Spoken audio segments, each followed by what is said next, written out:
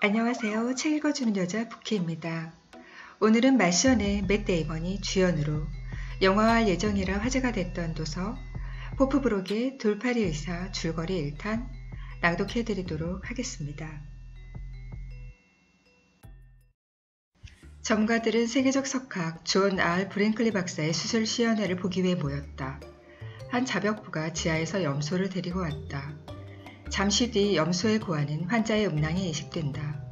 간호사의 부축을 받고 일어선 환자는 비틀거리며 수술실을 나갔다. 48시간 후 캔자스 의료위원회 위원들은 중대한 부도덕성과 비전문가적 행위를 근거로 존 R. 브랭클리 박사의 의사면허를 만장일치로 취소한다. 신문은 사기꾼의 말로를 이렇게 그렸다. 밀퍼드 최고의 돌팔이 의사는 끝났다. 노스캐롤라이나의 작은 마을 베타에서 태어난 브랭클리는 셀리 와이크와 결혼 후에는 노래 부르고 춤을 추며 사람들을 치료했다. 갓 20살도 안 되었을 때 돈 냄새만큼은 기가 막히게 맡던 브랭클리는 일찍이 노래하는 돌팔이 의사의 전역이 된 것이다. 브랭클리가 생기를 불어넣는 효능과 저렴해도 너무 저렴한 가격을 목청껏 홍보하는 동안 매진입니다 선생님. 신의 축복이 함께하기를 나의 친구여. 소규모 극단은 몇 달 안에 해체되었고 버크 박사와 일하면서 브랭클리는 흰 가운을 입고 성과급을 받는 영업사원으로 일하며 강장제를 판매했다. 이것저것을 안내하다 브랭클리가 신발끈을 묶는 동안 홀로 직사각형 유리 속에 뭐가 들어있는지 가까이 가서 보던 고객은 어둡던 유리 안이 갑자기 환히 밝아지며 바보같이 웃는 밀랍 인형을 보게 된다. 그 모습도 공포스럽지만 그 위에 더 공포스러운 문구, 잃어버린 정력. 고객은 당연히 강장제를 구입하게 되는 것이다. 에이브라임 링컨이 롤 모델이었던 브랭클리는 야망이 컸던 만큼 1908년 대도시가 있는 북부로 향했다. 의사라는 사회적 지위의 산실인 미국 의학협회는 시카고에 본부를 두고 몇몇 주류 의대를 보호 감독하고 있었다. 브랭클리가 시카고에 온 목적은 의대 입학이었지만 그는 아내와 2딸 그리고 뱃속의 셋째까지 책임져야 하는 가장이었기에 어떤 학교보다 쉽고 저렴한 교육과정을 갖고 있는 절충의과대학교를 선택한다. 이곳은 미국 전역에서 활동 중인 5,000명의 의사들 중 면허를 가진 이는 4%에 불과했으며 절충의학은 출혈과 수은을 이용한 치료에 반대하고 한방치료에 의존했는데 AMN은 이들의 치료를 할머니와 주술사의 치료라 불렀다.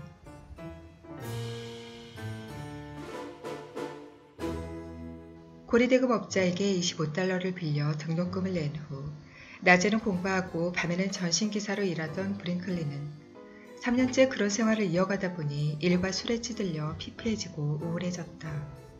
돈이 없다며 졸업을 1년 앞두고 학교를 그만둔 브랭클리는 아내와 아이들을 떠나 고리대금업자를 피해 은둔 생활을 한다. 그러다 1913년 2월 27살이 된 브랭클리는 유명세에 대한 갈망으로 시카고에 돌아온다. 이왕 은둔 생활을 하는 김에 고급스럽게 보내고 싶었던 그는 고급 호텔 중 하나인 브리볼트에 묵기로 한다. 로비 바로 옆에 화려한 바에서 브랭클리와 제임스 크로포드는 서로를 찾아낸다. 크로포드의 하나 남은 팔이 브랭클리 내면의 의사를 알아봤거나 서로의 눈빛에서 사기꾼의 기질을 알아봤을 수도 있다. 브랭클리와 크로포드가 손을 잡은 시기에 돌팔이 의료기술은 위기에 처해 있었다. 그것은 1905년 10월 콜리어스가 세뮤얼 호킨스 애덤스의 위대한 기세를 소개하며 찾아왔다.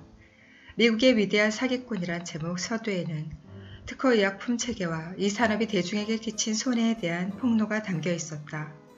그리고 클리어스는 1906년 식품위생과 약품에 관한 법안을 통과시킨다. 두 동업자는 브랭클리의 예전 스승이자 사장인 버크 박사를 찾아가 돌팔이 회계법과 고객 심리에 관한 것을 배운다. 그리고 고객의 신뢰를 얻기 위해 크로포드는 버크 박사, 브랭클리는 블레이클리로 변신한 후 1913년 어느 여름 사우스캐롤라이나 그린빌에 전기치료 전문병원을 연다. 신문에 실린 두 사람의 노골적인 광고.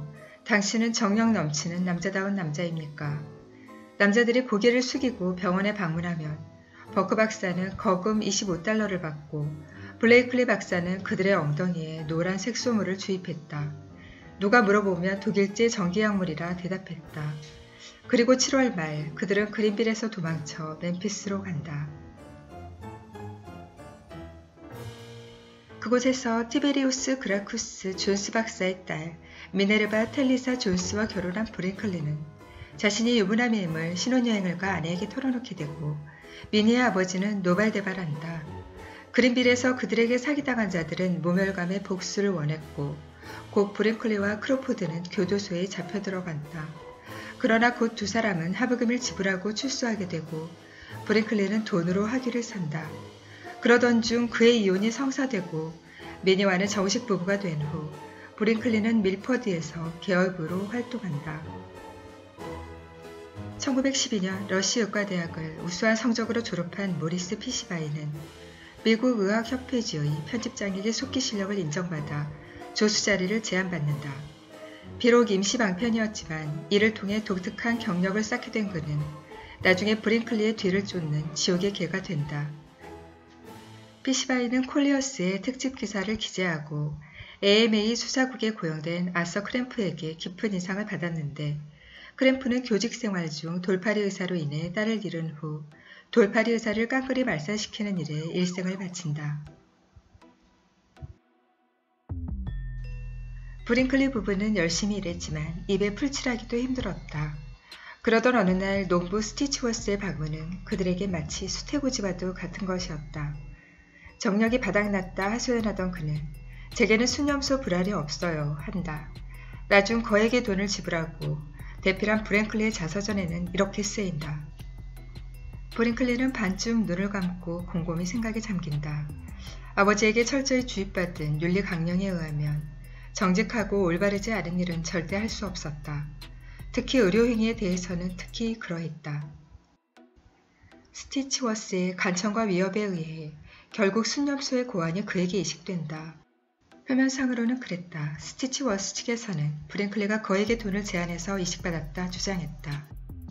수술은 성공적이었고 얼마 안 있어 그의 부인은 암염소의 난소를 이식해달라 요구한다. 브랭클리는 모리스 피시바인의 스승 맥스토렉 교수의 수술 강의를 들었는데 잦은 결석과 알코올 중독으로 낙제한다. 술을 끊고 노력할 가치 있는 일에 집중하면서 의사로서 인간으로서 자신을 발전시키라는 꾸짖음에 브랭클린은 이렇게 답한다. 제게 전 세계가 귀 기울일 만한 계획이 있습니다.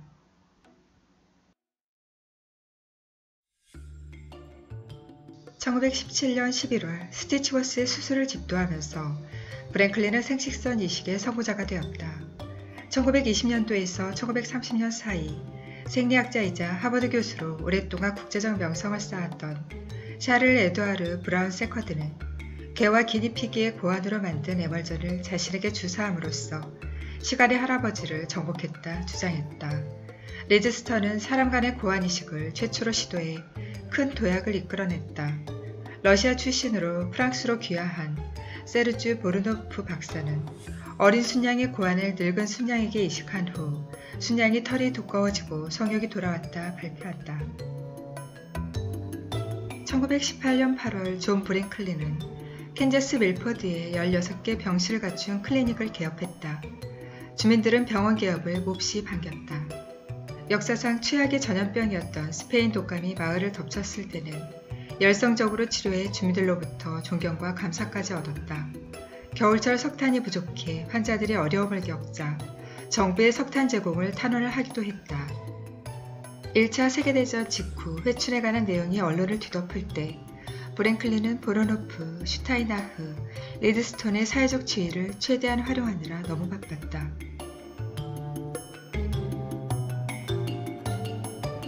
그의 초기 고객들은 미국의 심장부에 쏘온 농부들이었다. 그들은 염소의 왕성한 성욕을 평생 보아온 사람들이었다. 스티치워스 부인은 염소의 난소이식 수술 후 아들을 낳았고 아이와 함께 활짝 웃고 있는 브랭클리의 사진 옆에 쓰인 기사는 외과 전문의 존 알 브랭클리 박사가 난임 부부들에게 염소의 분비선을 이식하여 과학계를 놀라게 했다. 였다. 브랭클리는 수술 성공 확률이 95%이며 주로 아둔한 유형에 덜 효과적이라 덧붙인다. 이렇게 해서 브랭클리는 AMA의 레이더망에 포착된다. 싸움이 번창하자 브링클린은 기차역까지 셔틀을 운행한다. 단체실에서 가운을 갈아입은 고객들은 의사를 만나러 갔는데 고요한 구호, 모든 에너지는 성적 에너지다. 생식기의 나이가 곧 남자의 나이다. 는 고객들에게 프로이트를 길동으로 서사하며 굳은 믿음을 주었다. 브랭클린은 그의 사업을 더 빠르게 확장시켜줄 광고 전문가 모스낫을 찾았으며 이로 인해 AMA와의 충돌은 더더욱 불가피해졌다. 리드스턴 교수는 다짜고짜 사무실 문을 닫고 바지를 벗었다. 그러자 맥스토렉 박사는 깜짝 놀란다. 그의 고안이 3개였기 때문이다. 그는 범죄자의 고안을 자신에게 이식했다 설명한다. 경쟁자 보로노프 박사가 얼마 전 원숭이의 고안을 인간에게 이식하는 것에 성공하자 맥스토렉 박사는 리드스턴 교수의 목소리에서 부글부글 신경질이 감지되는 것을 느꼈다. 진실을 더 중요하게 생각하는 토렉은 보로노프의 설명회에 참석한 후 시카고로 초청한다.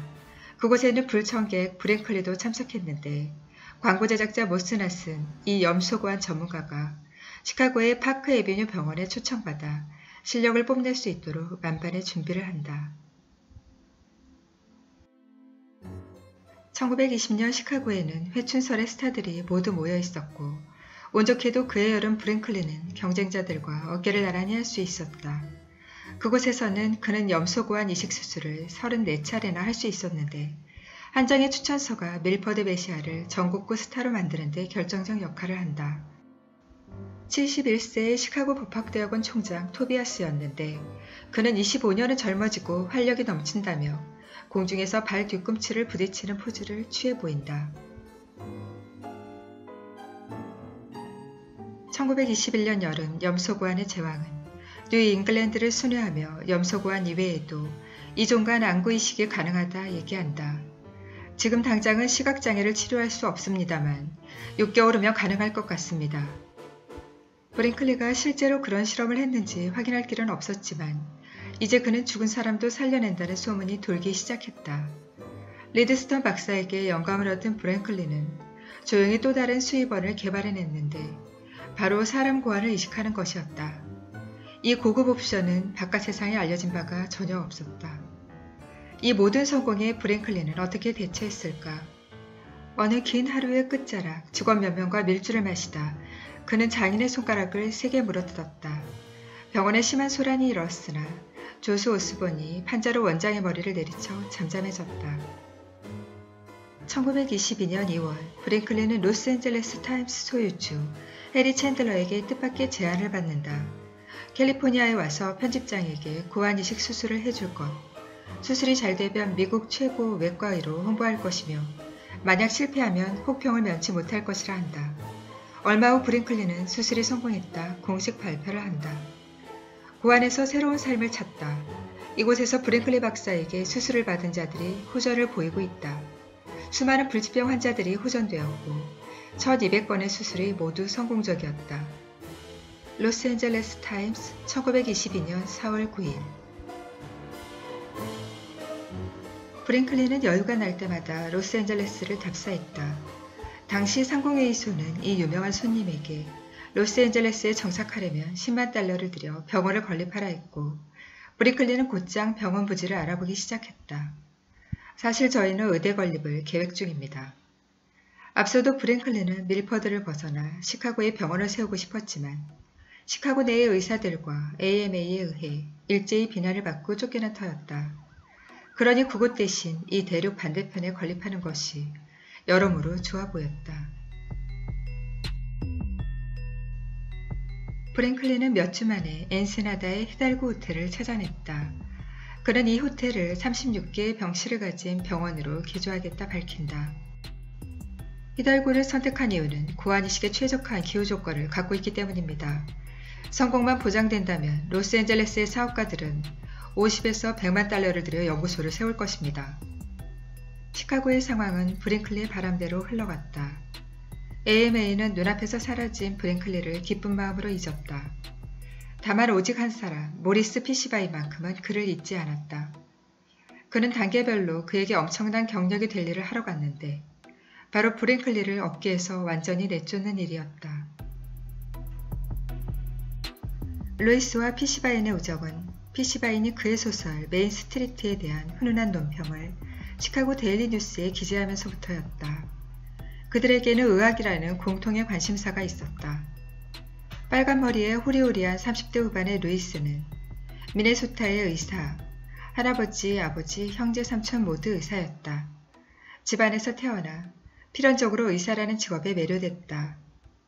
또 둘 다 술을 좋아했다. 피시바인은 캘리포니아 의료위원회에 브랭클리에 대해 도발적인 경고문을 날리면서도 그의 새 친구 루이스에게 동네 곳곳을 구경시켜 주었다. 한 번은 함께 점심을 먹다 피시바인은 AMA의 돌팔이 의사에 관한 자료를 루이스에게 주며 소설화해보면 어떻겠냐 제안한다. 캘리포니아 의료위원회는 브링클리에 관해 세세히 조사했고 그의 이력서가 거짓 투성이임을 알아냈다. 대부분은 피시바인의 제보에 의한 것이었는데 브링클리는 결국 AMA가 관련된 것을 알고 AMA에 대해 더욱 적개심을 갖게 된다. 다시 밀포드로 돌아온 브링클리는 캘리포니아에 우후죽순 생겨난 염소고안 이식 전문가라 자처하는 한탕주의 병원들 때문에 몹시 붕괴하며 그들이 모두 돌팔이들이라 대문짝만한 광고문을 싣는다. 또한 밀포드가 염소고안 이식에 얼마나 최적화된 장소인지와 각계 인사들로부터 받은 추천서를 대대적으로 홍보했다.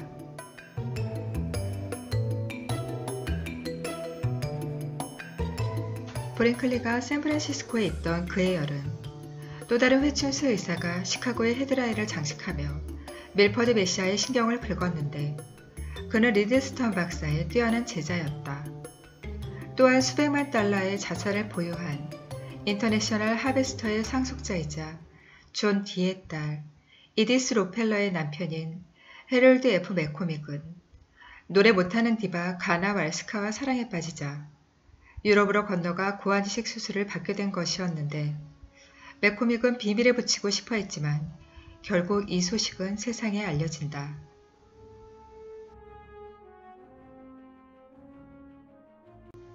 너무 가난하거나 고환을 통째로 이식하는 것에 불안을 느끼는 자들을 위해 브링클리는 특수 고환액을 개발해 직장 주입기와 함께 $100의 통신 판매를 했는데 그 사이 프랑스 보르도의 크루체 박사는 동물 피를 주입하고 노인이 젊음을 되찾는 데 성공했다 주장하자 파리의 제워스키 박사는 젊은 사람의 피를 나이든 사람에게 주입하자 회춘에 성공했다 주장한다.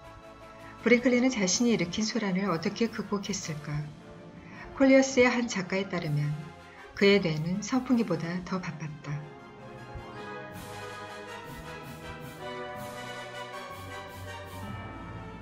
다사다난했던 1922년 여름, H.I. 맨컨의 추천서를 들고 피시바인의 사무실을 찾은 낯선 남자가 있었다.